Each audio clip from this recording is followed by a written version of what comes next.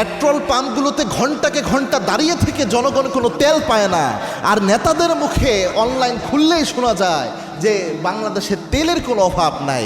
আপনি টিভি চ্যানেলগুলো খুলেন, তারপরে তাদের সামনে যখন দেখবেন মাইক ধরা হয় নেতাদের সামনে, তারা বলে বাংলাদেশে তো তেলের কোনো সমস্যা নাই।